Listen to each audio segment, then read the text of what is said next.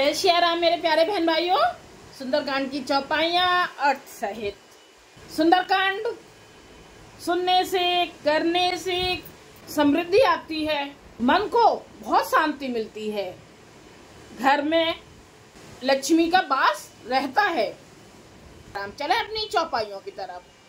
26 भाग हो चुके हैं, 27वां भाग अब।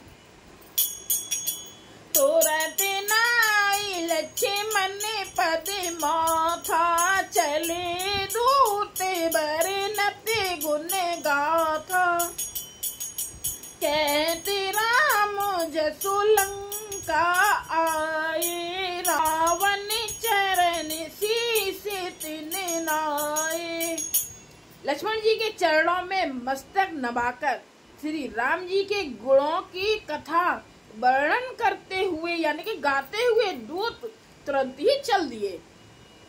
फिर तो वो दूत लक्ष्मण जी को, राम जी को बहुत मानने लगे थे ना, और उनके गुणगान गाते हुए चल दिए। कहाँ पर? रावण के पास। श्री राम जी का यश कहते हुए वे लंका में आए और उन्होंने रावण के चरणों में सिर नवाया। बेस दसानन ने पूछी बात, कैसे न सुख आपने कुशलाता।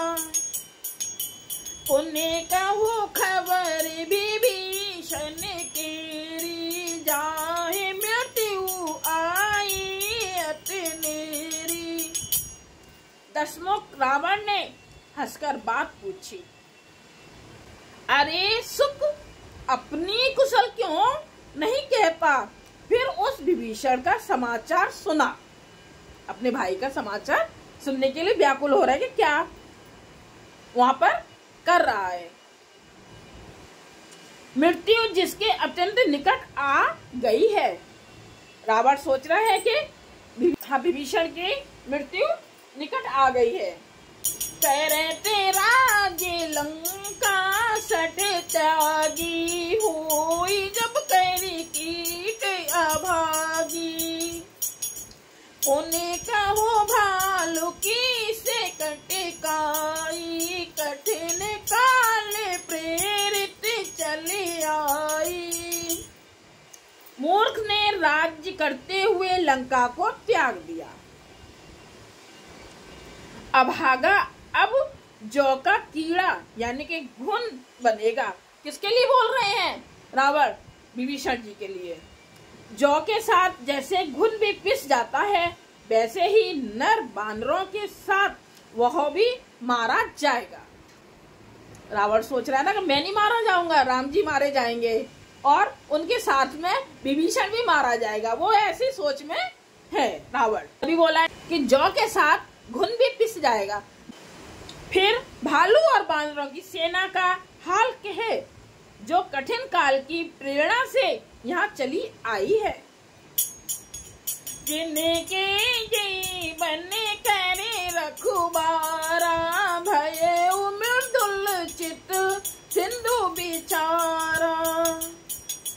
कहूँ तपस्विन के बात बहुरी, जिनके हृदय त्रासे अति मोरी। और जिनके जीवन का रक्षक कोमल चित्त वाला बेचारा समुद्र बन गया।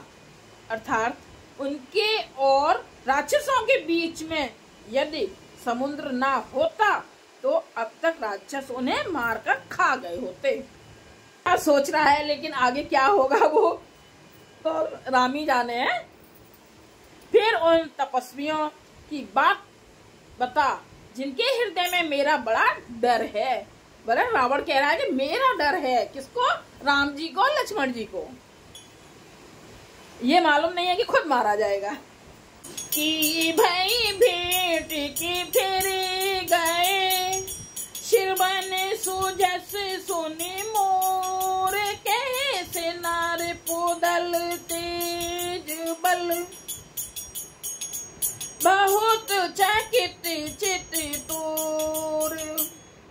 उनसे तेरी भेंट हुई यार, वे कानों से मेरा सुयश सुनकर ही लौट गए। शत्रु सेना का तेज और बल बताता क्यों नहीं है? तेरा चित्त बहुत ही चकित यानी कि भौचक्का सा हो रहा है। नाथ कृपा करे पूछे जैसे मानहु कहा क्रोधित जितैसे। मिला जाई जब अनुज तुम्हारा जात ही राम तिलक ते ही सारा। दूत ने कहा, है नाथ, आपने जैसे कृपा करके पूछा है वैसे ही क्रोध छोड़कर मेरा कहना मानिए। मेरी बात पर विश्वास कीजिए। जब आपका छोटा भाई श्री राम जी से जाकर मिला तब उसके पहुंचते ही श्री राम जी ने उसको राज तिलक कर दिया। बने दूत हमें सोने काना कपने बांध दीने दुख नाना। सिर बने नासे का काटे लागे राम शपथ दीने हम त्यागे। हम रावण के दूत हैं। ये कानों से सुनकर बांदरों ने हमें बांधकर बहुत कष्ट दिए, यहाँ तक कि वे हमारे नाक कान काटने लगे। श्री राम जी की शपथ दिलाने पर कहीं उन्होंने हमको छोड़ा।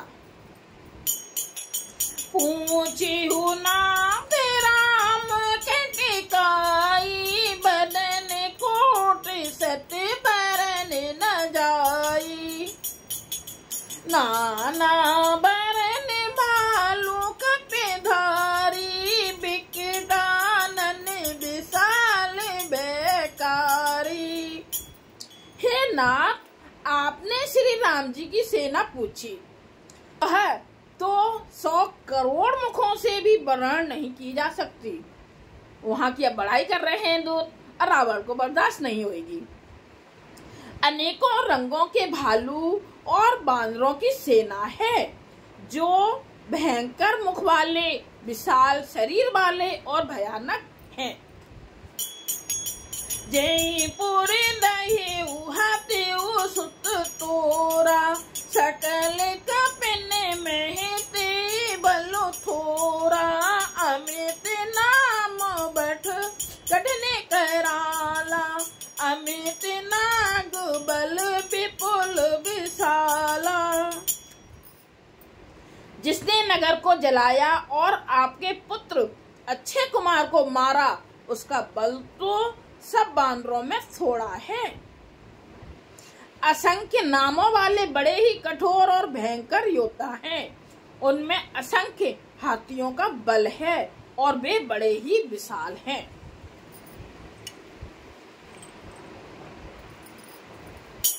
त्रिविध मयंद नील नल अंगद गद बिकटास ददे मुख के हरि निसट सठो जामवंत बलिरास। त्रिविध मयंद नील नल अंगद गद बिकटास और दद मुख केसरी निसठ सठ और जामवान ये सभी बल की राशि हैं। कौन कौन सी बल की राशि हैं? त्रिविध मयंद नील नल अंगद गद बिकटास दधिमुख केसरी निसठ सठ और जामवान ये सभी बल की राशि हैं। रावण को बता रहा है, दूत बता रहे हैं। ये हुआ हमारा 27वां भाग। लाइक कीजिए, कमेंट्स कीजिए और सब्सक्राइब कीजिए। श्री राम हनुमान जी आप पर बहुत कृपा करेंगे। जय श्री